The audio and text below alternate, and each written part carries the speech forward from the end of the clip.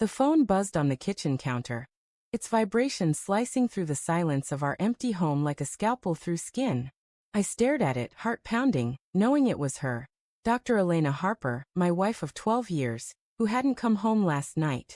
The screen glowed with her name, but I couldn't touch it. Not after finding the note on her desk, scribbled in her meticulous hand. Tell him it's terminal. He deserves to know. Terminal. The word clawed at my chest, not because it meant death, but because it meant us, our marriage, our life, our love. I let the call go to voicemail. Her voice a ghost I wasn't ready to face. Our Brooklyn brownstone, once warm with laughter and the clink of wine glasses, felt like a mausoleum now. The living room smelled faintly of her lavender perfume, a scent that used to pull me into her arms but now twisted my stomach. I sank into the leather couch, staring at the framed photo on the mantel. Us at Coney Island, her head thrown back in a laugh, my arm around her waist. She'd just started med school then, her eyes bright with ambition.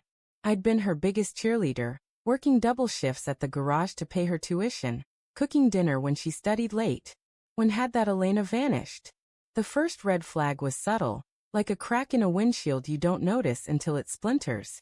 3 months ago, she started staying late at the hospital, blaming residency demands. I believed her, why wouldn't I? She was saving lives, while I was just keeping cars running. But the late nights grew longer, her texts shorter. On call, she'd say, or emergency case. I'd nod, swallowing the unease, telling myself it was temporary.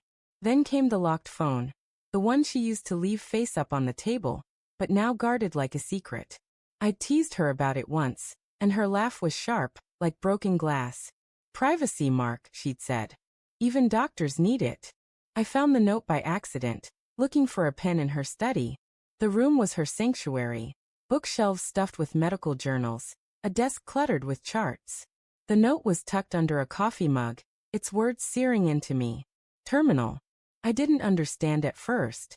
Was she sick? Was I? Or was it us? I rummaged through her desk, guilt prickling my skin, and found a phone bill. 200 calls to a number I didn't recognize, all at hours when she was working. My hands shook as I dialed it, expecting a hospital line. A man answered, his voice low and familiar, like someone you'd trust with your life. Dr. Bennett, he said. My throat closed. Paul Bennett, her mentor, the cardiologist she spoke of with reverence. Why was she calling him at 2 a.m.? I replayed her voicemail now, her voice clipped, professional. Mark, I'll be home late. Don't wait up. No warmth, no I love you. I paced the kitchen, the tiles cold under my bare feet, and called the number again. Voicemail. Dr. Paul Bennett. Leave a message. I hung up, my pulse a drumbeat in my ears. The pieces were falling together, each one a shard in my chest. I thought of her smile at last month's hospital gala. How it lingered on Paul. How his hand brushed her back when they danced. I'd dismissed it as admiration, professional respect. Now it felt like a betrayal I'd been too blind to see. I drove to the hospital, the city blurring past in streaks of neon and shadow. The ER was chaos, beeping monitors, rushing nurses. But Elena was nowhere. A receptionist, her badge reading Tina, frowned when I asked for her. Dr. Harper left an hour ago, she said, her eyes pitying. With Dr. Bennett. My stomach dropped. I mumbled a thanks and stumbled outside, the November air biting my face. I called her again. No answer. Then Paul's number. No answer. Each unanswered ring was a hammer to my heart. Back home, I sat at the kitchen table, staring at the note. Terminal. It wasn't just our marriage she'd diagnosed. It was me, the life we'd built. I thought of her late nights studying, how I'd bring her coffee and kiss her forehead.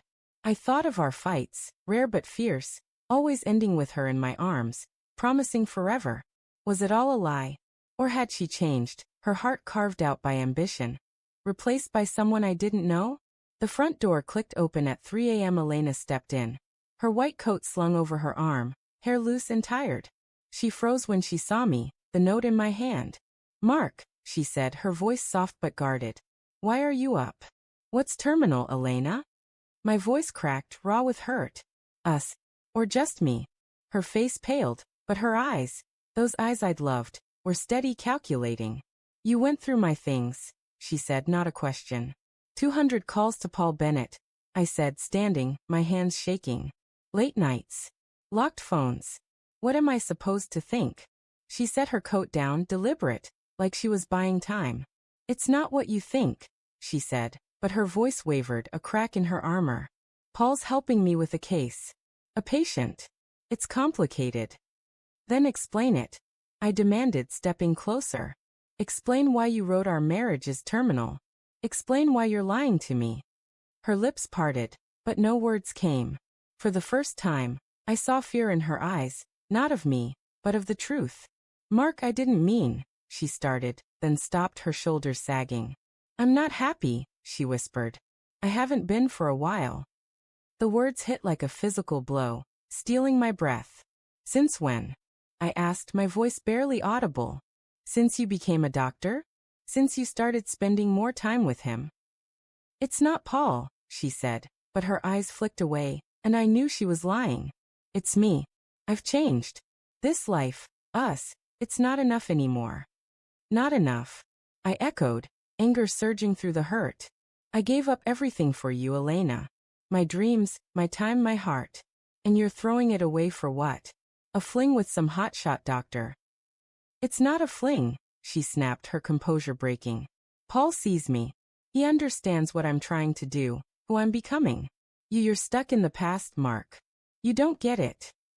The room spun. I saw us at Coney Island again, her laugh, my promises. I saw the late nights, her locked phone, Paul's hand on her back. The truth wasn't a shadow anymore. It was a flood, drowning me. You're in love with him, I said, not a question. She didn't answer, but her silence was louder than any confession. I grabbed my keys, my vision blurring with tears. I hope he's worth it, I said, and walked out, the door slamming like a gunshot. Days later, I heard from a mutual friend. Elena had collapsed at the hospital. A panic attack misdiagnosed as a heart issue. Paul was there, holding her hand, while I was alone, staring at divorce papers. She'd flatlined, not physically but emotionally, her betrayal the final beat of a marriage I'd thought would last forever.